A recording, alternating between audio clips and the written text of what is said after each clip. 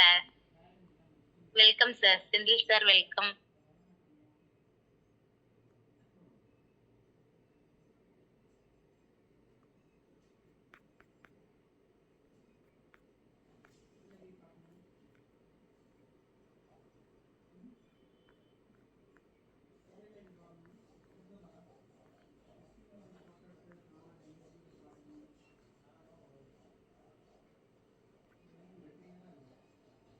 Sir. ஒரு நிமிஷம் இருங்கம்மா. சார் லைனில் தான் இருந்தாங்க. இப்போ வெளியே போயிருக்காங்கன்னு நினைக்கிறேன். தெரியல, பார்க்கலாம்.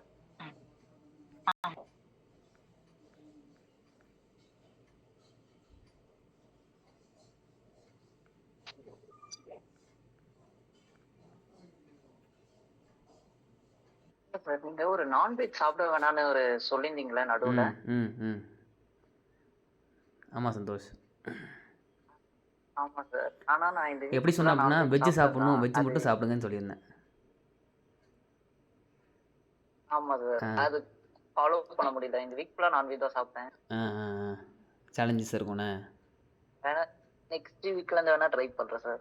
நெக்ஸ்ட் வீக் மண்டேல இருந்து. ரைட். அடுத்த வாரம் முயற்சி. இந்த வாரம் சண்டேயோட அப்படியா?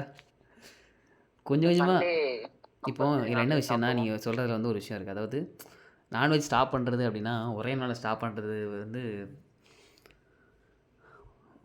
முடியாதுன்னு இல்லை, பண்ணலாம். ஆனால் அதை தாண்டி கொஞ்சம் கொஞ்சமாக ஸ்டாப் பண்ணிங்க அப்படின்னா நீங்கள் பெர்மனெண்ட்டாக அதில் வெளியே வந்துடலாம். கொஞ்சம் கொஞ்சமாக வெளியே வரணும்.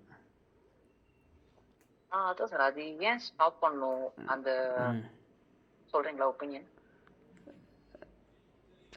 சிம்பிள். அதாவது யூனிவர்ஸ் நம்ம வந்து கருணை யூனிவர்ஸ் வந்து ஒரு கடவுள் அப்படிங்கிற ஒரு தன்மையை பார்த்தோம் அப்படின்னா அந்த கடவுள் தன்மை எப்படி இருக்குன்னா எல்லாத்தையும் ப்ரொடெக்ட் பண்ணணும் அப்படின்னு சொல்லியிருக்கு. அதுதான் பேசிக். கருணையில் தான் கடவுள் இருக்குதுன்னு வச்சுக்கோங்க. அப்போ முடிஞ்சாலும் மற்ற வீரர்களை பாதுகாக்கிறது தான் கான்செப்டே. ஸோ அதில் தான் சொல்யூஷன் அடங்கியிருக்குன்னு சொல்லிட்டோம். ஒன்று நன்றி உணர்வோடு இருக்கணும், அப்புறம் மற்ற வீரர்களை பாதுகாக்கணுங்கிறது மெயின் சொல்யூஷன். ஒழுக்கத்தை அது ஒழுக்கமாக கடைபிடிக்கணும். இப்போ மற்ற வீரர்களை பாதுகாக்கணும் அப்படின்னா அதுக்கு ஃபஸ்ட்டு ரூலே வள்ளலார் சொல்கிறது. அவர் அதை ஃபாலோ பண்ணி அவரோட ஸ்டேட் ஆஃப் லெவலுங்கிறது வேறு லெவலில் அவர் போன ஒரு பர்சன். அதை நீங்கள் ரிசர்ச் பண்ணி பாருங்கள். அவர் சொல்கிற ஃபஸ்ட்டு பேசிக் ரூல் அப்படிங்கிறது இதுதான் சொல்கிறார். நான்வெஜ்ஜை நீங்கள் வந்து விடணும்.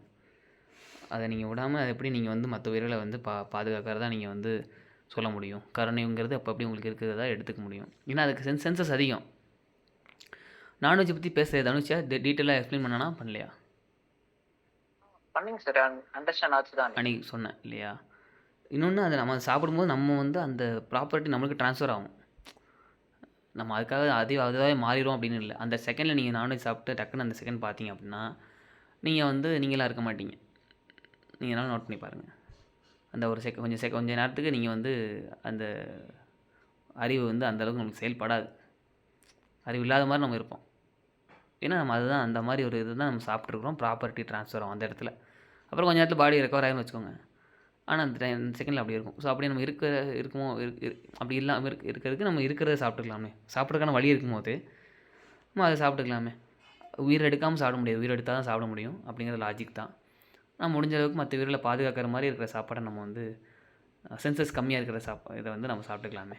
லாஜிக் இப்படி பார்த்தா அதையும் சாப்பிடக்கூடாது தான். ஆனால் உயிர் வாழ்ந்தாகணுமே அப்படிங்கிற போது பார்க்கும்போது நம்ம அதை வந்து என்ன பண்ணிக்கலாம் அப்படின்னா சாப்பிட்டா தான் வாழ முடியும். முடிஞ்ச அளவுக்கு எவ்வளோ கம்மியாக முடியுமோ அவ்வளோ சாப்பிட்டு வாழறதுக்கு நம்ம கற்றுக்கணும். தேவைக்கு சாப்பிட்டு பழகிக்கணும். அவ்வளோதான். உங்களோட சிரிப்பு பார்த்துட்டு தான் சந்தோஷப்பட்டுருப்பேன். சந்தோஷம்.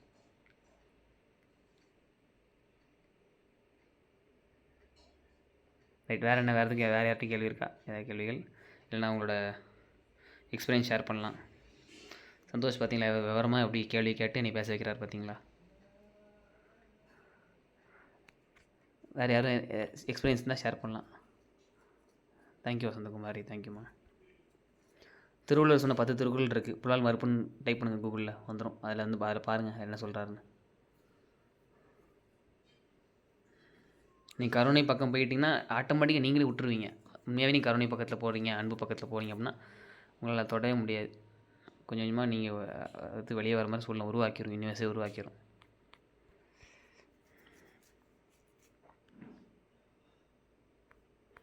செந்தில் சார் வந்துட்டாங்களா?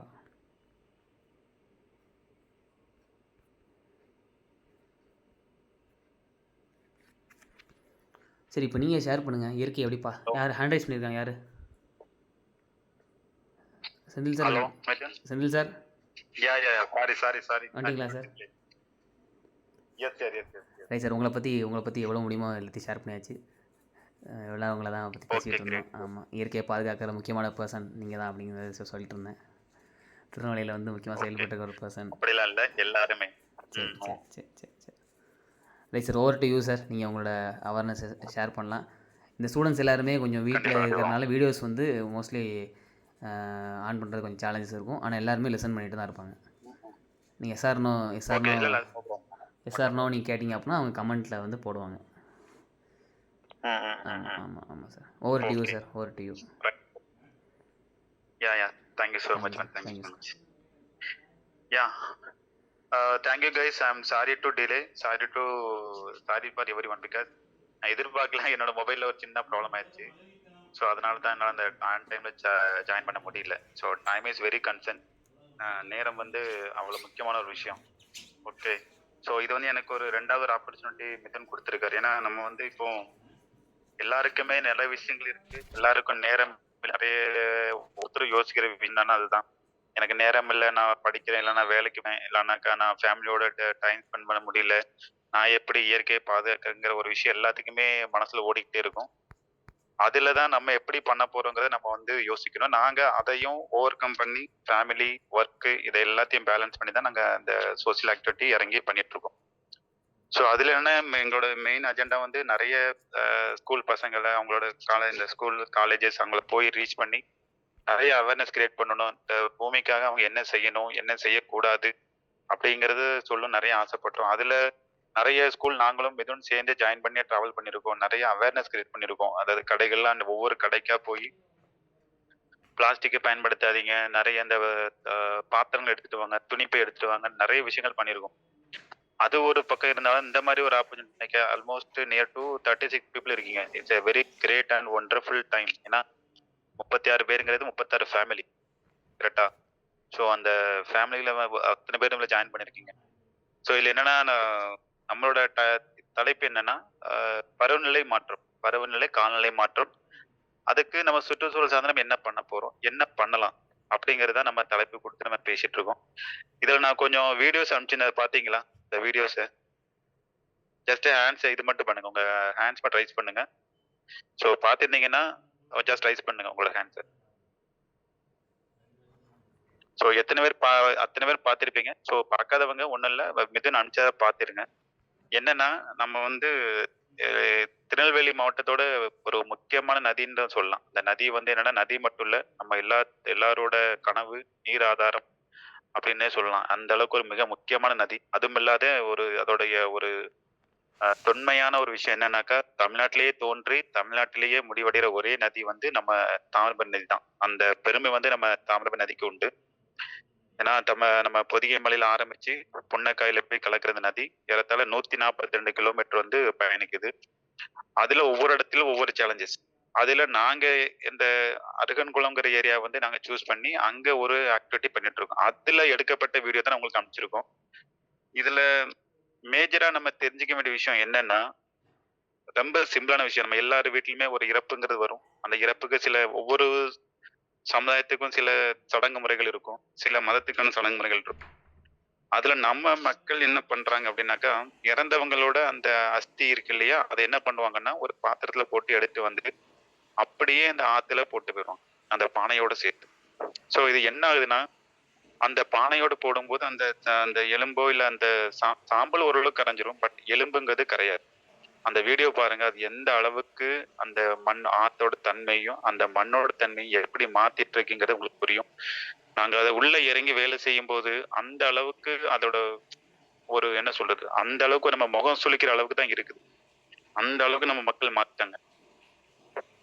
அதாவது அது வந்து ஒரு என்ன சொல்லுவாங்கன்னா, அது வந்து ஒரு பழக்க வழக்கம்னு சொல்றாங்க. அந்த பழக்க வழக்கம்ன்றது எப்படின்னா, முன்னாடி வந்து மக்கள் தொகை வந்து கம்மியா இருக்கும், ஆத்துல வந்து தண்ணி அதிகமா போயிட்டு இருக்கும். மும்மாரி மழை பெய்யுன்னு சொல்லுவாங்க. ஸோ தண்ணி வருஷம் முழுசா போயிட்டு இருக்கும்.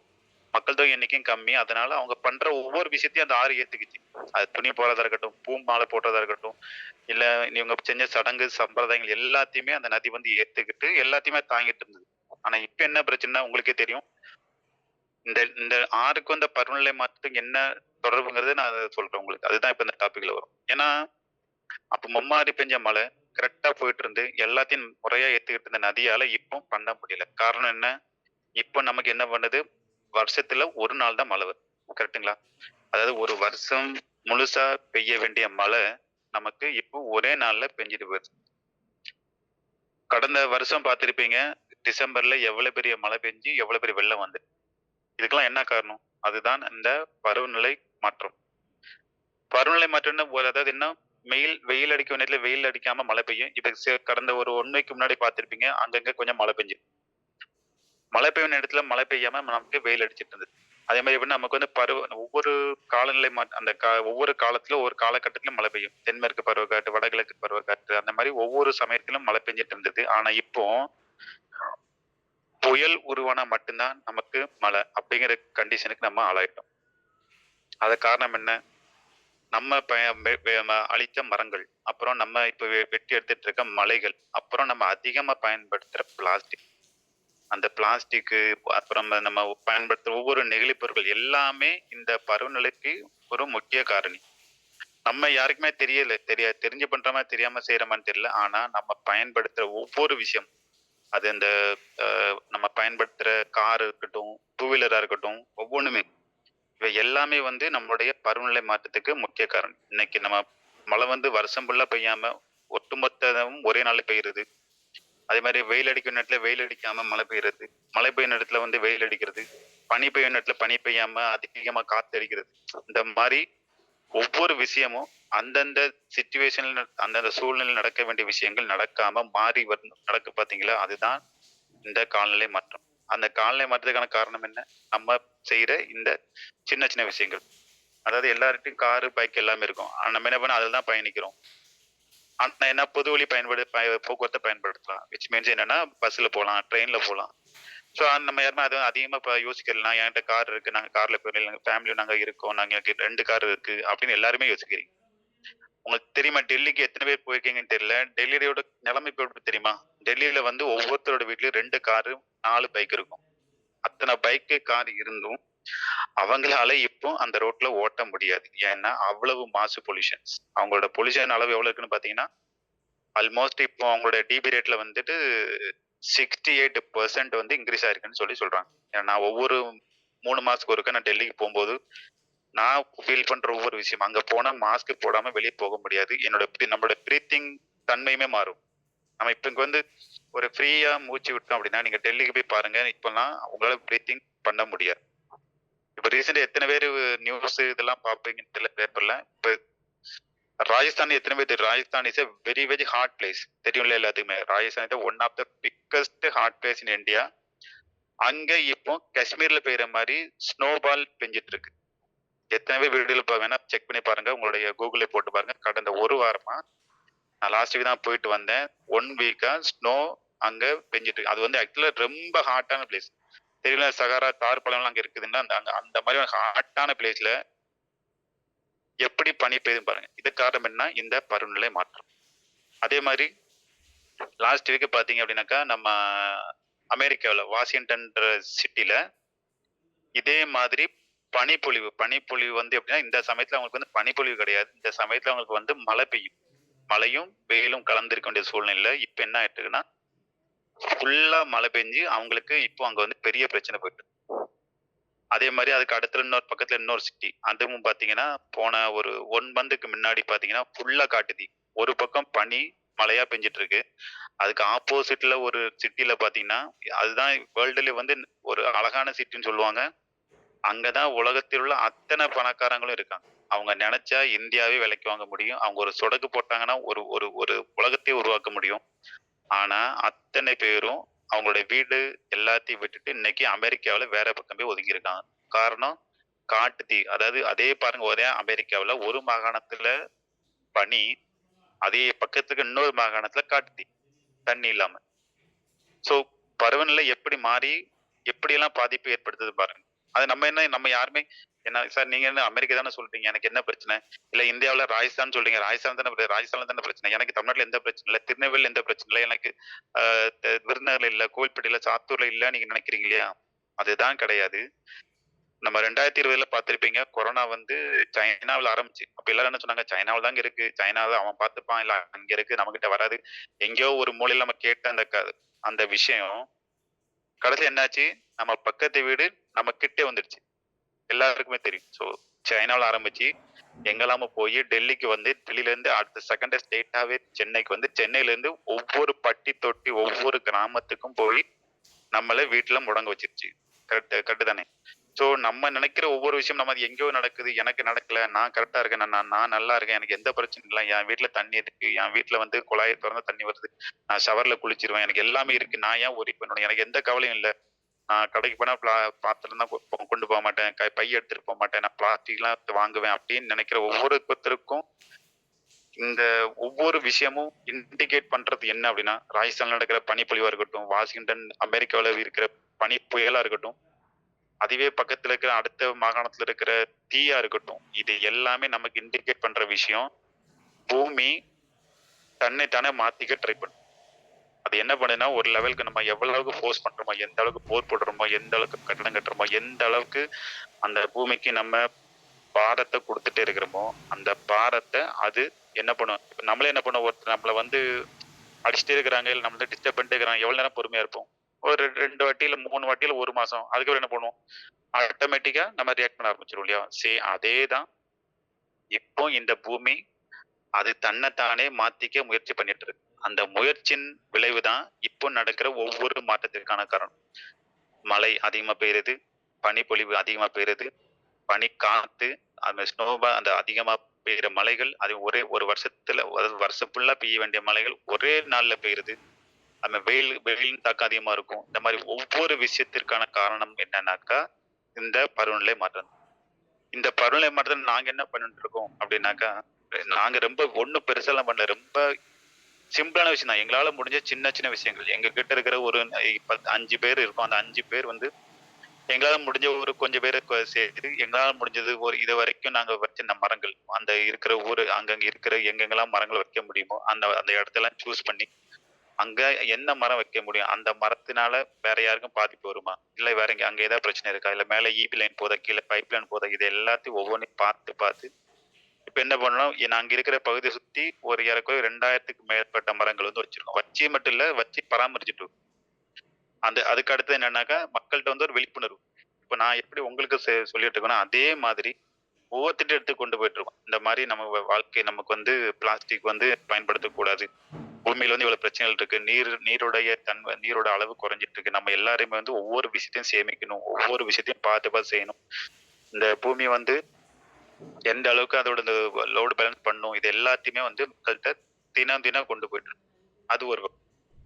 அடுத்தது அந்த சொன்ன தாமிரபரணி நதி. அந்த தாமிரபரணி நதியில எங்க ஊர்ல இருக்கிற குளங்கள், ஒவ்வொரு குளத்தையா செலக்ட் பண்ணி, அந்த குளத்துல என்ன பண்ண முடியும்? அந்த குளத்துல இருந்த குப்பையெல்லாம் எடுத்து, அந்த குளத்த தூய்மைப்படுத்தி, சுத்தி வேலி போட்டு, அந்த குளத்துல மரம் வச்சு பராமரிச்சுட்டு இருக்கோம். ஸோ இதெல்லாம் எதுக்குன்னா, அந்த நீர் மட்டத்த உயர்த்துறோம். 2வது வந்து அந்த இங்க இருக்கிற சிச்சுவேஷன சேஞ்ச் பண்றோம். இங்க இருக்கிற வெதர சேஞ்ச் பண்ணிருக்கோம். ஏன்னா மரங்கள் வளர ஆட்டோமேட்டிக்கா என்ன ஆகும்னா, இங்க இருக்கிற ஒரு சின்ன சேஞ்சஸ். அந்த சேஞ்சஸ்னால இங்க என்னன்னா, சில டைம் எங்க சைடுல அதிகமா மத்த ஏரியால வெயில் இருந்தா கூட இங்க கொஞ்சம் கம்மியாகும். ரொம்ப இல்லன்னு சொல்ல முடியாது. ஆனா கொஞ்சம் கம்மியா இருக்கும். அதுக்கான காரணம் என்ன? இங்க குளத்த சுத்தி இப்ப தண்ணி நிக்குது. முன்னாடி தண்ணி நிக்காது. இப்ப நாங்க சுத்தம் பண்ணி வச்சதுனால இப்ப தண்ணி நிக்குது. சோ அந்த மாதிரி ஒவ்வொரு விஷயமும் இங்க இருக்கு. அந்த விஷயத்த நாங்க கையில எடுத்து பண்ண ஆரம்பிச்சோம். அதுக்கான மாற்றங்கள் தான் இப்ப நாங்க ஒவ்வொரு நாளும் பார்த்துட்டு இருக்கோம். அதே மாதிரி அந்த தாமிரபரணி நதி பாத்தீங்கன்னா, நாங்க எதிர்பார்க்கவே இல்லை. ஏன்னா எங்களுக்கு ஒரு ஆப்பர்ச்சுனிட்டி கிடைச்சது. அந்த ஆப்பர்ச்சுனிட்டியை பயன்படுத்தி நாங்க என்ன பண்ணோம்? ஒரு 8 கிலோமீட்டருக்கு கிளீன் பண்ணோம். எங்கன்னா மணிமூர்த்தீஸ்வரம்ல இருந்து நாராயணமால்புரம் வரைக்கும் ஒரு 8 கிலோமீட்டர். அதாவது 4+4.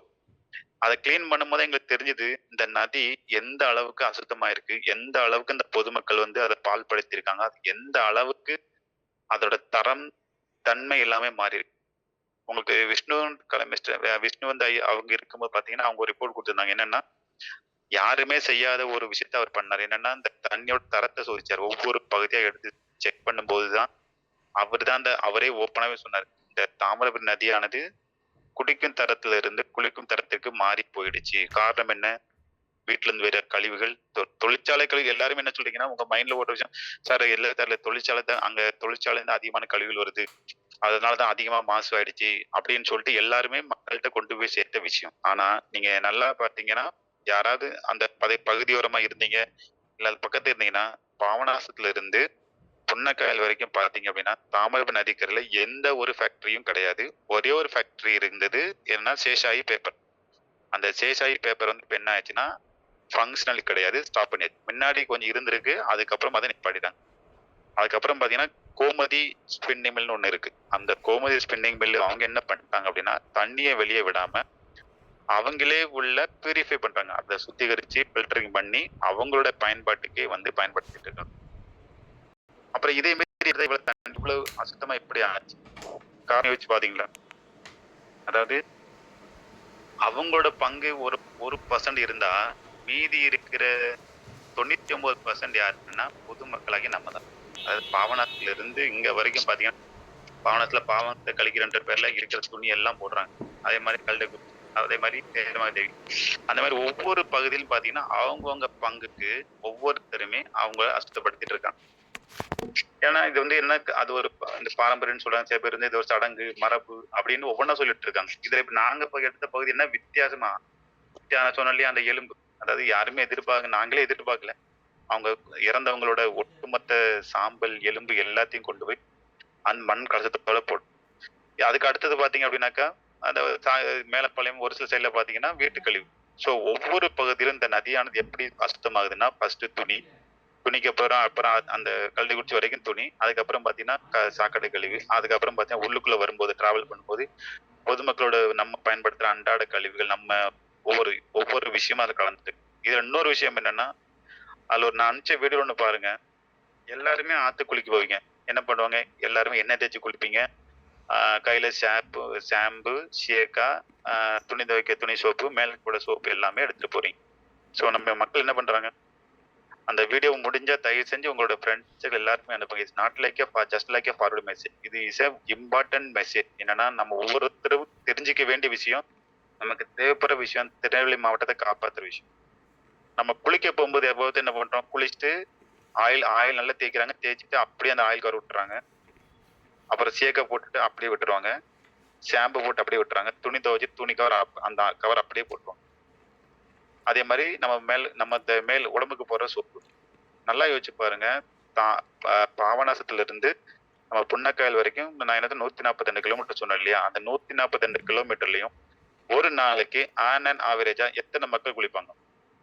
ஒஸ்ட் கேஸ் ஒரு 10,000 பேர் வச்சுங்க. ஒரு நாளைக்கு அப்ப எத்தனை ஆச்சு? 10,000 ஆயில் கவர், 10,000 ஷாம்பு கவர், 10,000 சீயக்காய், 10,000 சோப்பு, 10,000 நம்ம உடம்புக்கு போடுற சோப்பு. ஸோ ஒரே நாள்ல பொதுமக்களை நம்ம மூலமா அந்த ஆறு வந்து மாசுபடுறதுக்கு வந்து குறைந்தபட்சம் நம்மளே ஒரு டன் இல்ல 0.05 டன் பிளாஸ்டிக்கை நம்ம கையாலே விடும். இது யாராவது யோசிச்சிருப்பீங்களா? நீங்க என்ன நினைப்பீங்க? நான் வந்து எங்க ஒரு மூலையில நான் ஒருத்தன் சார் ஆயில் கவர், நீங்க ஒவ்வொருத்தரும் யோசிப்பேன். நான் மட்டும் தான் ஆயில் கவர் குளிச்சேன் அப்படின்னு ஒவ்வொருத்தருமே அப்படி போட்டிருப்பாங்க. நான் மட்டும் தான் குளிச்சேன், நான் மட்டும் தான் போடுறேன், நான் மட்டும் தான் சோப் போடுறேன், நான் மட்டும் துணி துவைக்கிறேன், நான் மட்டும் தான் குளிக்கிறேன். இந்த மாதிரி தினம் ஆத்துல குறைந்தபட்சம் நான் சொல்ல 10,000, ஆனா நான் குறைந்தபட்சம் நான் பார்த்த வரைக்கும் 1,00,000 பேர் ஆத்துல குளிக்கிறாங்க. குறைந்தபட்சம் நான் சொன்ன பாபநாசத்துல இருந்து புன்னக்காயல் வரை.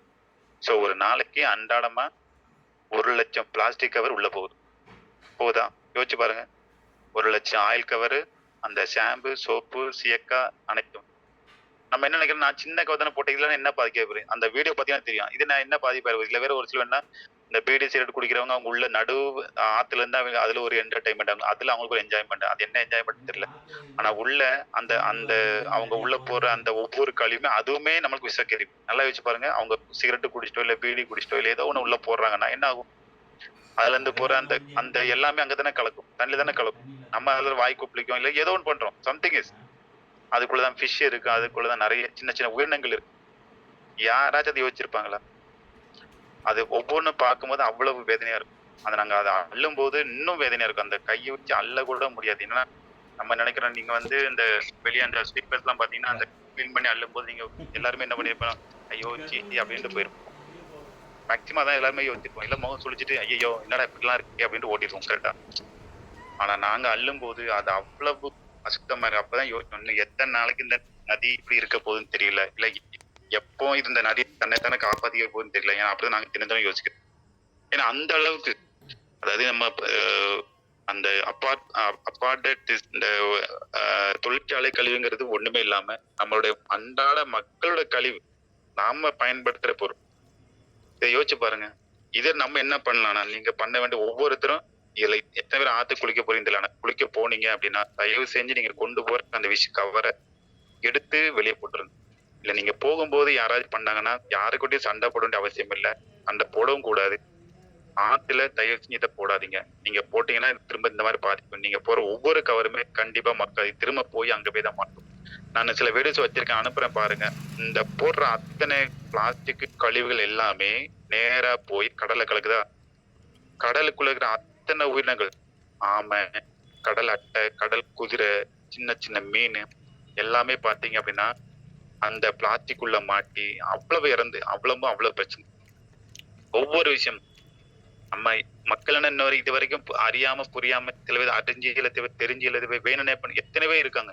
தெரிஞ்சு பண்றவங்க, தெரியாம பண்றவங்க, வேணும்னு பண்றவங்க. ஆனா end of the day it is impacting our life.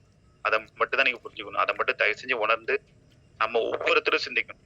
நாங்க இந்த ஒவ்வொரு அந்த காணொலி மூலியம் நான் பேசுற விஷயம் என்னன்னா இதுதான். ஏன்னா இல்ல நீங்க 36 பேர் இருக்கீங்கன்னா 36 ஃபேமிலி. நீங்க நினைச்சா உங்க சுத்தி இருக்கிறவங்க, உங்க சொந்தக்காரங்க, நீங்க போறவங்க வரவங்க, உங்க ஃப்ரெண்ட்ஸ் சர்க்கிள் எல்லாத்திலும் சொல்லலாம். இந்த மாதிரி இருக்கு, இது நமக்கு ப்ராப்ளம், இது நமக்கு பிரச்சனை கொண்டு வரும், நமக்கு நம்மளோட வாழ்க்கையை பாதிக்கும், இதெல்லாம் நம்ம வாழ்க்கை தரமே போயிடும். நல்லா யோசிச்சு பாருங்க. நீங்க நாளைக்கு படிச்சு ஒரு லெவலுக்கு வரும்போது, ஒரு ஒர்க்குக்கு போகும்போது நீங்க எத்தனை லட்சங்கள் சம்பாதிச்சாலும் நல்லா யோசிச்சுங்க. அதுல நீங்க குறைந்தபட்சம் ஒரு பங்கு மெடிக்கல் எக்ஸ்பெண்டிச்சருக்காக பண்ண வேண்டிய கட்டாயம் வரும். இன்னொரு தகவல் சொல்றேன். இப்போ நடந்த ஒரு ஆய்வுல என்ன சொல்லியிருக்காங்கன்னா, ஒரு ரிசர்ச்ல நம்ம மனித உடம்புல, அதாவது எப்படின்னா மனிதனோட ஆணுறுப்பு அதே மாதிரி பெண்களுக்கும் பார்த்தீங்கன்னா 0.05 பிளாஸ்டிக் உள்ள இருக்கு. பிளாஸ்டிக்கோட நுண் துகள்கள். அது எப்படி போச்சுன்னா இப்படித்தான். நம்ம பயன்படுத்துற ஒவ்வொரு சின்ன சின்ன விஷயம். அதே மாதிரி கடைக்கு போகும்போது என்ன பண்ணுவாங்கன்னா, சில பேர் அந்த பிளாஸ்டிக் கவர்ல டீ வாங்கிட்டு வந்துருவாங்க. பிளாஸ்டிக் கவர்ல தான் நம்ம சாம்பார் அது கொதிக்க ஊத்துவாங்க. புரோட்டெல்லாம் வாங்கும்போது என்ன பண்ணுவோம், ஆனா நல்லா சூடா ஊத்துங்க, நல்லா சூடா ஊத்துங்கன்னு சொல்லி வாங்குறோமா எல்லாருமே. நல்லா யோசிச்சு பாருங்க. அந்த பிளாஸ்டிக் கவர்ல ஊத்துறாங்க இல்லையா, அந்த பிளாஸ்டிக் அந்த ஹீட்டுக்கு என்ன ஆகும், பிளாஸ்டிக்கும் டெம்பரேச்சர் வந்து தாங்கும் கரெக்டுங்களா. அந்த டெம்பரேச்சருக்கு என்ன ஆகும், ஆட்டோமேட்டிக்கா அந்த பிளாஸ்டிக்கோட நுண் துகள்கள் அது இல்லை கலக்காரம். சாம்பாரா இருக்கட்டும், குருமாவா இருக்கட்டும், டீயா இருக்கட்டும், ஜூஸா இருக்கட்டும், நம்ம குடிக்கிற வாட்டர், இந்த மாதிரி ஒவ்வொரு விஷயமும் நீங்க நல்லா யூஸ் பண்ணி இன்னும் அன்றாடம் உங்க லைஃப்ல நீங்க டிராவல் பண்ணும்போது நீங்க பயன்படுத்துற plastic water can, water bottle, அப்புறம் வாட்டர் பேக்கெட்டு, அப்புறம் ஜூஸ் வாங்குறது, டீ வாங்குறது, சாம்பார் வாங்குறது, குருமா வாங்குறது, இந்த மாதிரி ஒவ்வொரு விஷயமும் அது. அப்ப யோசிச்சு பாருங்க, அவங்க சொன்ன ஆய்வு அறிக்கை கரெக்டா தரப்பாங்க. ஸோ நம்மளை அறியாமலே வந்து நம்ம தினம் நம்ம உடம்புக்குள்ள பிளாஸ்டிக் நம்மளே சாப்பிட்டோம். அதே மாதிரி இப்ப பாத்தீங்கன்னா நம்மளோட தாமிரபரணி நதி, நீங்க ஒவ்வொருத்தரும் நதிக்காக இது எல்லாரும்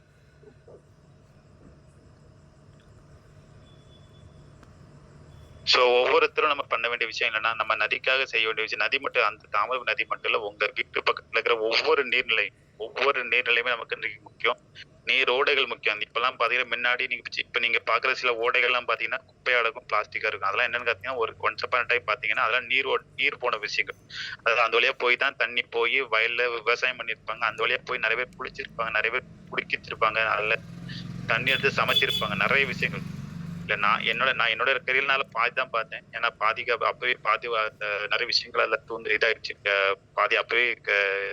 பாதி விஷயத்த மாத்திட்டாங்க.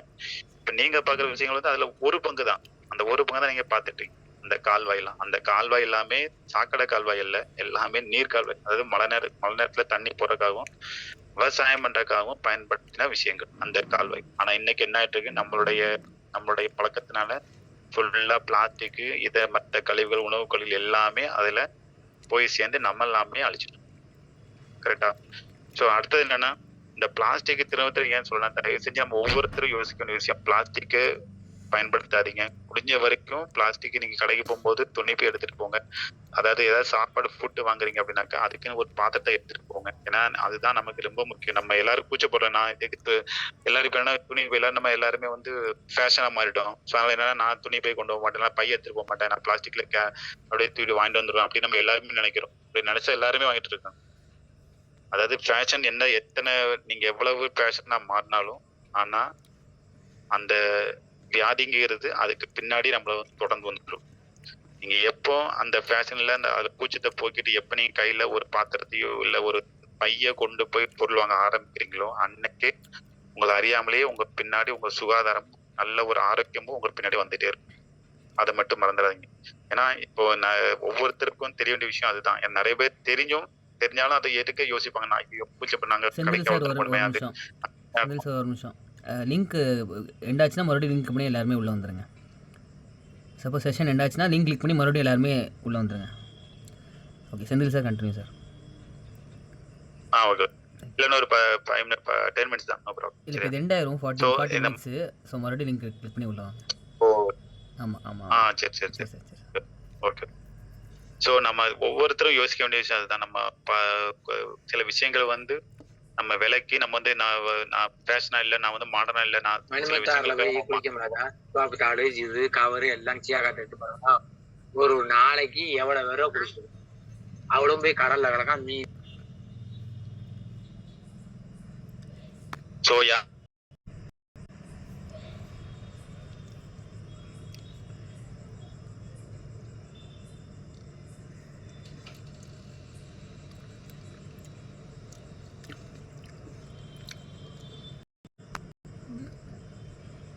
வார்த்தையை பாத்தீங்களா அதுதான். ஏன்னா அவங்க தெரியும், அவங்க சின்ன வயசுல இருக்கும்போது இந்த நதி எப்படி பார்த்திருப்பாங்க. அதாவது இப்ப நீங்க பாக்குற தண்ணி இது வந்து ஒரிஜினல் தண்ணியே கிடையாது. அதாவது அந்த தரை தெரியும் கீழே அந்த ஆறு நதி ஓடும் போது எப்படின்னா அந்த நதி கீழே இருக்கிற கூழாங்கல் வரைக்கும் தெரியும். இப்ப நீங்க நம்பிமலை எத்தனை பேர் போயிருப்பீங்க, நம்பிமலை போகும்போது பாருங்க அந்த மேல அந்த கோயில் கிட்ட அதே போலதான் அந்த தாமிரபரணி நதியானது அங்க இருந்து பாவனாத்துல இருந்து புன்னக்கால் வரைக்கும் போச்சு. ஆனா இன்னைக்கு என்ன ஆச்சுன்னா நம்மளுடைய சின்ன சின்ன ஒவ்வொருத்தரோட தவறு, இதுல ஒவ்வொருத்தரோட பங்கு இருக்கு. இது என்னோட பங்கு இருக்கு. நான் ஒரு விஷயத்த யோசிக்க நானே நிறைய நாள் பண்ணிருக்கேன். நான் ஒரு உணர்ந்ததுக்கு அப்புறம் நான் உள்ள போய் அள்ளும் போதுதான் தெரிஞ்சது நானும் அதுக்கு ஒரு காரணக்காரியா இருந்திருக்கேனே அப்படின்னு.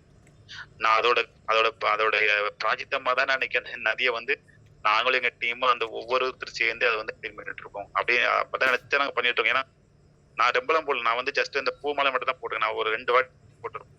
அந்த அது என்னன்னா அந்த கோயிலுக்கு போட்டதை போட்டோம்னு சொன்னதுனால நான் அப்பதான் யோசிச்சேன். அப்படி ஒரு சம்பிரதாயமே கிடையாது. அது என்ன பண்ணலாங்கன்னா மரத்துக்கிலேயே தோண்டி புதைக்கலாம். ஆனா யாரோ ஒருத்தர் சொன்னதை வச்சு என்ன பண்ணா நம்ம எல்லாரும் கொண்டு போய் ஆத்துல போட்டு போயிரும். அது பூவா இருக்கட்டும், துணியா இருக்கட்டும், அங்க நடக்கிற ஒவ்வொரு சடங்கு சம்பிரதாயங்கள் அனைத்துமே பாத்தீங்கன்னா அது யாரோ ஒருத்தர் சொல்லிட்டு போன விஷயம். அது வந்து கண்டிப்பா பண்ணுனா இது நடக்கும்ன்றதெல்லாம் கிடையவே கிடையாது. ஏன்னா நம்மளுடைய மனசு ஒரு காரணம் அதுல, நம்மளுடைய மனசும் நம்மளுடைய சில விஷயங்களும் காரணம். ஏன்னா முன்னாடி எல்லாமே முன்னாடி வந்து எந்த பெருசா பிரச்சனைகள் இல்லை. ஏன்னா மக்களும் அதை வந்து மக்கள் தொகை அந்த அளவுக்கு இல்லை, யாருக்குமே அது பெருசா பாதிப்பு ஏற்படுத்தல. ஆனா இன்னைக்கு என்னன்னா ஆறோட கெப்பாசிட்டியை விட மக்கள் தொகை வந்து அதிகமா இருக்கு. இன்னைக்கு என்னன்னா அதோட தண்ணியின் அளவை விட மக்களுடைய செயல்பாடு வந்து அதிகமாயிருக்கு. அது ஒரு முக்கிய காரணம், வேற ஒண்ணுமே இல்லை. இதை பண்ணலாமா பண்ணக்கூடாதா அப்படிங்கறது நம்ம அந்த விவாதத்துக்கு போனா அது மிகப்பெரிய ஒரு சர்ச்சையாயிடும். நம்ம அது தேவையில்லை. ஆனா முடிஞ்ச வரைக்கும் அந்த சம்பிரதாயத்துக்கு நம்ம இடையூறு செய்ய வேண்டாம். ஆனா சம்பிரதாயத்தை பண்ணிட்டு அதே மாதிரி அந்த ஒரு குறிப்பிட்ட பொருளை வெளியே போட்டாங்கன்னா போதும். அதைத்தான் நாங்க சொல்லிட்டு இருக்கோம். நாங்க அந்த ஒர்க்கை பண்ணும்போது அங்க இருக்கிற லோக்கல் பீப்புளுக்கு பாத்தீங்கன்னா அந்த அளவுக்கு அவேர்னஸ், ஏன்னா அவங்களுக்கு தெரிஞ்சிச்சு இந்த இது இப்படியே போச்சுனாக்கா இந்த நதி காணாம போயிடும், நாளைக்கு நம்ம விவசாயம் பண்ண முடியாதுன்னு அங்க இருக்க மக்களுக்கு தெரிஞ்சனாலதான் அவங்க எங்களோட வந்து ஒவ்வொரு நாளும் பண்ணிச்சுக்குவோம். நாங்க ஒவ்வொரு வாட்டி போகும்போதும் நாங்க எதிர்பார்க்கவே இல்லை, அவங்க எங்களோட வந்து இவ்வளவு தூரமா வந்து பண்ணி செஞ்சாங்க. ஆல்மோஸ்ட் 1 இயருக்கு மேல நாங்க அந்த நதியை சுத்தம் பண்ண ஆரம்பிச்சு ஒரு 1.5 வருஷம் ஆகுது. நாங்க பண்ண நாள்ல இருந்தே அவங்க எங்களோட டிராவல் பண்ண விஷயம் வந்து எங்களுக்கே ஆச்சரியமா இருந்துச்சு. எங்களையே சில இடங்கள் வந்து நாங்க ஒரு சோர்வாயி சில இடங்கள் வேண்டாம் அன்னைக்கு வேண்டாம்னு நினைச்சா கூட அவங்க எங்களை வந்து கூப்பிட்டுருவாங்க. இந்த லாஸ்ட் வீக்கு பாத்தீங்க அப்படின்னா தெரியும் மழை பெஞ்சது இல்லையா, மழை பெஞ்சு நாங்க நினைச்சோம் போக வேண்டாம், என்னடா அன்னைக்கு மழை வேறு பெஞ்சிட்டு இருக்கு, என்னடா பண்ண போறோம், போலாமா வேண்டாமா அப்படின்னு யோசிச்சுட்டு இருக்கும்போது அவங்க கூப்பிட்டாங்க. சார் இல்ல வாங்க, ஒன்றும் பிரச்சனை இல்லை, நம்ம பாத்துக்கலாம், நம்ம பண்ணிடலாம். நம்ம ஒரு வாட்டி அந்த கேப் விழுந்துச்சுன்னா திரும்ப ஒவ்வொரு வாரம் கேப் ஆயிடும், நம்ம அந்த கேப்பை விடாம நம்ம வந்து முயற்சி பண்ணுவோம் வாங்க அப்படின்னு சொல்லி கூப்பிட்டாங்க. ஆத்துல எத்தனையும் ஃபுல்லா தண்ணி போகுது, மழை பெஞ்சிட்டே இருக்கு, ஆனா நாங்க சுத்தம் பண்ணிட்டு இருந்தோம். அதுதான் அந்த வேகம், அந்த ஒரு அந்த அந்த ஈடுபாடு தான் அவங்களை வந்து இந்த அளவுக்கு பண்ண வச்சது. அந்த ஈடுபாடு தான் ஒவ்வொருத்திட்டும் வரும். இந்த நதிங்கிறது நாங்க ஒரு 4 பேர் சேர்ந்து பண்ணாலும் நம்ம ஒரு 10 பேர் சேர்ந்து பண்ணாலும் சுத்தம் ஆகவே ஆகாதுங்க. நம்ம ஒவ்வொருத்தரும் இங்க இருக்கிற ஒரு அட்லீஸ்ட் ஒரு 10% யோசிச்சா கூட போதும். இந்த நம்ம திருநெல்வேலி பாப்புலேஷன்ல ஒரு 10% பீப்புள் யோசிச்சாலே போதும். கண்டிப்பா அந்த நதியை வந்து நம்ம மீட்டெடுக்க முடியும். அந்த நதி எப்படி குடிக்கும் தரத்துல குளிக்கும் தரத்துக்கு போச்சுதோ அதே மாதிரி நம்மளால ரிட்டர்ன் பேக்கு குடிக்கிற தரத்துக்கு மாற்ற முடியும். அது எப்படின்னா நம்ம பண்ற ஒவ்வொரு செயல்பாடு. இப்போ அதுல நம்ம இன்னொரு விஷயம், அந்த மெயினா வந்து தண்ணி, அந்த தண்ணி கழிவுநீர் எப்படி அதிகமாகுது நம்ம ஒவ்வொருத்தரும் தெரியும். வீட்டுல வந்து சில வீட்டுல எல்லாருக்குமே சவர், சில வீட்டுல சவர் இருக்கும். என்ன பண்ணுவாங்க, சவரை திறந்து குளிச்சுட்டே இருப்பாங்க. ஸோ அப்படி சவர்ல குளிக்கும் போது எவ்வளவு தண்ணி குளிச்சோம்னு நமக்கு தெரியாது, எவ்வளவு தண்ணி வெளியே போச்சுன்னே தெரியாது. ஸோ அதுல ஒரு சராசரியான நீர் வெளியே போகுது. அதான் ப்ரெஸ் பண்ணும்போது என்ன பண்ணுவோம், ப்ரெஸ் பண்ணும்போது நம்ம சிங்கில வாட்டர் திறந்து விட்டு நம்ம ப்ரெஸ் பண்ணிட்டே இருப்போம். ஸோ நார்மலா ஒருத்தர் எப்படி பார்த்தாலும் குறைந்தபட்சம் ஒரு நிமிஷத்தை குறையாம ப்ரெஸ் பண்ணாம இருக்க மாட்டீங்க. அப்ப என்ன பண்றோம், தண்ணி திறந்து விட்டே ப்ரெஸ் பண்ணிட்டு. ஸோ அதே ஒரு மக்களை பிடிச்சி பண்ணோம் அப்படின்னா மக்கள் வந்து என்ன 1 லிட்டரோட போயிடும். யோசிச்சு பாருங்க, அந்த 1 லிட்டர் தண்ணி நம்ம மிச்சம், நம்ம ஆல்மோஸ்ட் ஒரு ப்ரெஸ் பண்ற விஷயத்துல கூட நம்மளால குறைந்தபட்சம் 5 லிட்டர் தண்ணியா மிச்சப்படுத்த முடியும். அதே மாதிரி குளிக்கும் ஒரு பக்கெட்ல குளிச்சா ஒரு 10-15 லிட்டரோட போயிடும். அதுவே நீங்க வந்து சவர்ல குளிச்சீங்கன்னா எவ்வளவு தண்ணி குளிச்சோன்னே தெரியாது. அதுலயும் ஒரு குறைந்தபட்சம் 20 லிட்டர் தண்ணி வந்து நம்மளால சேவ் பண்ணணும். அதே மாதிரி பாத்திரம் தேய்க்கும் போதா இருக்கட்டும், துணி துவைக்கும் போதா இருக்கட்டும், இந்த மாதிரி ஒவ்வொரு விஷயம் நீங்க சராசரியா ஒரு ஃபேமிலி நினைச்சா நம்மளால குறைந்தபட்சம் 150 இருந்து 200 லிட்டர் தண்ணியை சேமிக்க முடியும். ப்ரெஷ் பண்றது, குளிக்கிறது, துணி துவைக்கிறது, பாத்திரம் கழுவுது, இந்த மாதிரி ஒவ்வொரு விஷயமும் அதுல இருக்கு. அதே மாதிரிதான் பிளாஸ்டிக் வந்து என்ன பண்ணலாம், நம்ம வந்து கடைக்கு போகும்போது துணி பை கொண்டு போகணும், ஹோட்டலுக்கு போகும்போது பாத்திரத்தை எடுத்துக்கணும். கூச்சப்படாம சங்கூச்சப்படாம நம்ம பாத்திரத்தை கையில எடுத்துட்டு போய் சாம்பார் வாங்குறப்போ இல்ல குருமா எல்லாருக்குமே சாப்பிடணும், எல்லாருக்குமே தேவை. நம்ம ஹோட்டல்ல சாப்பிடுங்கிறது எல்லாருக்கும் ஆசை இருக்கும். ஆனா அந்த ஆசையோட சேர்ந்த ஆரோக்கியமும் முக்கியம். நம்ம போகும்போது நம்ம இல்ல வேணாம், நீங்க ஒவ்வொரு வாட்டி யோசிச்சு பாருங்க, நீங்க வேணா அடுத்த வாட்டி அந்த பிளாஸ்டிக் அந்த சாம்பார் கொண்டு வந்து கவரை யோசிச்சு எடுத்து பாருங்க, அதுல தெரியும் எவ்வளவு அதுல உள்ள வந்து அந்த ஹீட்டுக்கு மெல்ட் ஆயிருக்கு. நமக்கு தெரியுது, ஆனா கண்டிப்பா உள்ள இருக்கும் அந்த மெல்ட் ஆகி அதான ஒரு ஒரு ஒரு 0.1%, 0.001% அந்த பிளாஸ்டிக்கோட அந்த நுண் துகள்கள் வந்து நம்மளோட சாப்பாட்டுல கலந்து. நீங்க இப்போ ஒவ்வொருத்தரும் செக் பண்ணி பார்த்தாலே தெரியும். அதனாலதான் அவங்க வந்து தெளிவா சொன்னாங்க, அந்த டெஸ்ட் பண்ணும்போது ஒவ்வொருத்தரோட உடம்புலையும் ஒவ்வொரு மனிதன் எல்லாருமே என்டையர் ஹியூமன் பாடியில 0.001 மைக்ரான் பிளாஸ்டிக் வந்து நம்ம உடம்புக்குள்ள இருக்கு. அது எப்படின்னா நம்ம சொன்ன விஷயங்கள் தான். இதை நீங்க நல்லா அசியூம் பண்ணி திங்க் பண்ணி பாருங்க. ஒவ்வொருத்தரும் உங்களுக்கு விவரம் தெரிஞ்ச நாள் நீங்க எவ்வளவு பிளாஸ்டிக்ல எவ்வளவு எத்தனை வாட்டி டீ, காஃபி, ஜூஸோ இல்ல சாப்பாடோ வாங்கி சாப்பிட்டுருப்பீங்க. ஸோ இது எல்லாமே நமக்கு பாதிப்பு ஏற்படுத்துற விஷயம். நம்ம செய்ய வேண்டிய விஷயம் என்னன்னா, நீங்க அந்த 3 விஷயம் நம்ம பக்கத்துல இருக்கிற நீர்நிலைகள் அதை பாதுகாக்க முயற்சி பண்ண தயவு செஞ்சு சொல்றேன். இதை பேசிட்டோம் சார், ஏதோ சொல்லிட்டாங்க, சண்டை போடுன்றது நோக்கம் கிடையாது. நல்லா புரிஞ்சுக்கணும், ஒவ்வொருத்தரும் நம்ம யாருக்கிட்ட போய் சண்டை போட முடியாது. நம்ம ஒருத்தட்ட சண்டை போட்டு அதிகாரத்துல எந்த விஷயத்தையும் மாற்ற முடியாது. அன்பாதம் மட்டும் சொல்ல முடியும். இல்ல இன்னொன்னு என்னன்னா, நாங்க எவ்வளவு தூரம் கிளீன் பண்ணிட்டே இருப்போம், பின்னாடி 4 பேர் போட்டே தான் இருப்பாங்க. ஏன்னா நம்ம மக்களோட மனநிலை எப்படித்தானே, 10 பேர் கேட்பாங்க, 10 பேர் கேட்க மாட்டாங்க, 10 பேர் வேணே பண்ணுவாங்க, 10 பேர் சாரி நான் தெரியாத நான் பாத்துட்டேன். அப்படி மாறின மக்களையும் பார்த்திருக்கோம், நாங்க சொன்னாலும் போட்டவங்களையும் பார்த்திருக்கோம், சில பேர் போட்டவங்கள செய்யாம நடக்காதுன்னு சொல்லி போனவங்களையும் பார்த்திருக்கோம். நாங்க தினம் பண்ணும்போது ஒவ்வொரு விதமான மக்கள் நாங்க ஃபேஸ் பண்ணிட்டு இருக்கோம். அதனால நம்ம வந்து சொன்ன உடனே மாறிடுவாங்கன்னு நினைக்கவே கூடாது, மாறவும் மாட்டாங்க. இப்ப நீங்களே இருக்கீங்கன்னா உடனே மாற முடியுமாங்கிறது தெரியல. ஆனா மாற முயற்சி பண்ணுங்க, முயற்சி பண்ணணும். அதுதான் ஒவ்வொருத்திட்ட கேட்டுக்கிறேன். ஏன்னா இந்த உலகம் உங்களுக்கான உலகம், நாங்க ஒரு கடந்து வந்துட்டோம். இது உங்களுக்கான உலகம். நீங்க இந்த உலகத்துல நிம்மதியா, ஆரோக்கியமா, சுத்தமா வாழணும். அதுக்கான இந்த முயற்சி தான் நாங்க இப்ப எடுத்துட்டு இருக்கோம். நாங்க எங்க அமைப்பும் சேர்ந்து அவ்வளவு தூரம் பண்ணிட்டு இருக்கோம். இல்ல நேரத்தை தயவு செய்து நேரங்கிறது நீங்க தான் ஒதுக்கணும். இப்ப நான் வந்து ஒரு ஒர்க் பண்ணிட்டு இருக்கேன். எனக்கு ஒர்க் எனக்கு கிடைக்கிற நாள் வந்து சண்டே மட்டும் தான். ஏன்னா மிச்சம் எல்லா நாளும் எனக்கு ஒர்க் இருக்கும். ஆனா அந்த சண்டேலும் இதற்கான நேரத்தை ஒதுக்கி தான் போயிட்டு இருக்கோம். எப்படின்னா நீங்க தான் மனசுதான் காரணம், நம்ம தான் முடிவு பண்ணணும். எனக்கு படிக்கிறேன், நான் அந்த டைம்ல படிக்கிறேன், இந்த டைம்ல நான் போகணும். அது ஒவ்வொன்றுக்கு நீங்க கரெக்டா ஃபில்டர் பண்ணி அந்த வேறு காரியத்தை நீங்க வச்சீங்கன்னா கண்டிப்பா பண்ண முடியாதுன்னு கிடையாது. யாராலும் முடியாதுன்றதே கிடையாது. ஒவ்வொருத்தருக்கும் நேரம் இருக்கு, எல்லாமே இருக்கு. அதை நம்ம எப்படி வரையறைப்படுத்தி எப்படி பண்ண போறோம், அது படிக்கிற பசங்களா இருக்கட்டும், ஸ்கூல் போற பசங்களா இருக்கட்டும், இல்ல வேலைக்கு போறவங்களா இருக்கட்டும், அதை நாம தான் முடிவு பண்ணணும். இல்லைன்னா கிடைச்ச நேரமே இருக்காது. நம்ம நேரம் இல்லைன்னு நினைச்சோம்னா நேரம் கடைசி வரைக்கும் நேரம் கிடைக்காது. ஏன்னா நேரம் வந்து அவ்வளவு முக்கியமான விஷயம். இந்த 10 நிமிஷம் எனக்கு வேஸ்ட் ஆனது, அந்த 10 நிமிஷம் நமக்கு எவ்வளவு பெரிய இம்பாக்ட். நம்ம ஒரு மீட்டிங்கா டிஸ்கனெக்ட் பண்ணி திரும்ப வந்துடும். அந்த 10 நிமிஷம் ஒவ்வொருத்தருக்கும் நேரத்தோட அது மாதிரி தெரியும். அது கோல்டு மெடல் 2வது வாங்கணும், அந்த ரன்னிங்லயோ இல்ல ஒவ்வொரு போட்டியிலுமே 2வது ரேங்க் வாங்கலாம், அவங்களுக்கு தெரியும் அந்த நேரம். அந்த ஒரு 0.0னால எத்தனை பேர் அந்த உன்னுடைய மெடல் இழந்திருப்பாங்க அப்படின்ட்டு. கரெக்டா?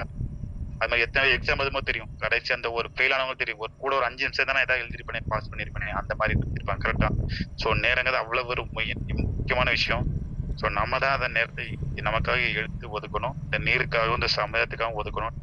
நீங்க பண்ண வேண்டியது என்னன்னா, தயவு செஞ்சு சொல்ல விஷயம்னா, நீரை சேமிங்க. நீரை எந்த அளவுக்கு சேமிக்கிறோமோ அந்த அளவுக்கு நம்மளால உற்பத்தி பண்ண முடியும். நம்மளால உற்பத்தி பண்ண முடியாது. ஏன்னா இறைவன் கொடுத்ததான் நீர். அதை நம்மளால ஒண்ணும் பண்ண முடியாது. ஆனா நம்ம சேமிச்சு வச்சோம்னா அது பல உற்பத்திக்கு சமம். அதே மாதிரி பிளாஸ்டிக் கடைக்கு போகும்போது தயவு செஞ்சு பிளாஸ்டிக் வாங்க முயற்சி பண்ணாதீங்க. துணிப்பை எப்போது கையில வச்சுக்கோங்க. அதுல வாங்க ட்ரை பண்ணுங்க. அதே மாதிரி உங்க அருகில் இருக்க நீர்நிலைகள், அந்த நீர்நிலைகளை நம்மளோட நீர்நிலை நினைச்சு யாரையும் அசுத்தப்படுத்த முயற்சி பண்ண சொல்லாதீங்க. யார்கிட்டயும் சண்டை போட வேணாம். அவங்கள்ட்ட ரெக்வெஸ்ட் பண்ணி கேட்டு பண்ண பாருங்க. அதே மாதிரி நாங்க ஒவ்வொரு மாதமும் ஆங்கில மாதம் முதல் ஞாயிற்றுக்கிழமை வந்து ஜடாயு படுக்கைகள் வந்து சுத்தம் பண்ணுவோம். இதுல ஒரு இன்னொரு ப்ளஸ் பாயிண்ட், நாங்க லாஸ்ட் மாதம் எதிர்பார்க்க விதமா ஒரு எதிர்பார்த்த விதமா ஒரு 4 பேர் எக்ஸ்ட்ரா வந்தாங்க. அதாவது நாங்க போற அந்த ஸ்டேட்டஸ் லாஸ்ட் டைம் பேசும்போது சில பசங்க வந்தாங்க. எங்களுக்கே ஆச்சரியமா இருந்தது. நிறைய மாற்றம் எங்களுக்கு தெரிஞ்சுது. நிறைய முன்னேற்றமா இருந்தது. இதுல நீங்க பார்ட்டிசிபேட் பண்ண ஒவ்வொருத்தரும் நீங்க உங்க பண்ணணும்னு நினைச்சீங்கன்னா தாராளமா April first week first Sunday நாங்க ஒர்க் பண்ணுவோம். தாராளமா வாங்க. அது இல்லாம ஒவ்வொரு சண்டே ஒர்க் பண்ணுவோம். இன்னைக்கு காலைல கூட போய் தாமிரபரணி நதிகளை ஒரு 3 மரத்தை வச்சு தான் வந்திருக்கோம். ஸோ அந்த மாதிரி ஒவ்வொரு சண்டேவும் ஆக்டிவிட்டி இருக்கும். சாட்டர்டே சண்டே இருக்கும். விருப்பப்படுறவங்க தாராளமா மிதுன்ட்ட நம்பர் வாங்கிட்டு கனெக்ட் பண்ணுங்க. நான் ஒரு ஸ்டேட்டஸ்ல எங்களோட ஒரு கியூஆர் கோடு வைக்கிறேன். அந்த கியூஆர் கோடு ஸ்கேன் பண்ணீங்கனாலே ஆட்டோமேட்டிக்கா எங்களோட குரூப்ல நீங்க ஜாயின் பண்ணிக்கலாம். விருப்பங்களுக்கு யாரையுமே நான் கட்டாயப்படுத்தவே மாட்டேன். கவலைப்பட வேண்டாம். யாருக்கும் இது ஒரு ஃபோர்ஸ்ஃபுல்லாவோ இல்ல கட்டாயப்படுத்தி நீங்க பண்ணணுங்கிறது இல்லை. நீங்க உங்க விருப்பம் தான், உங்களுடைய ஆசையெல்லாம். இது உங்க பூமி, உங்களுக்கான பூமி. வருங்கால தலைமுறைக்கு நல்லபடியா கொடுத்துட்டு போன நோக்கம் தான் எங்களோடது. அதுக்காக தான் ஓடிட்டு இருக்கோம். ஸோ இன்னைக்கு மிதுனுக்கு அகைன் தேங்க்ஸ். ஏன்னா ஒரு 2வது ஒரு ஆப்பர்ச்சுனிட்டி கொடுத்துருக்காரு. ஏன்னா என்னால் தான் கொஞ்சம் லேட் ஆயிடுச்சு. So extremely sorry again once again to all. ஏன்னா அந்த டைம்ல எல்லாம் முடியல. ஸோ எனக்கு இந்த வாய்ப்புக்கு மிக்க நன்றி மிதுன். ஸோ இங்க இவ்வளவு நேரம் சொன்னதை பொறுமையா கேட்ட ஒவ்வொரு ஸ்டூடெண்ட்டுக்கும் என்னுடைய வாழ்த்துக்கள். Thank you so much. மிதுன்.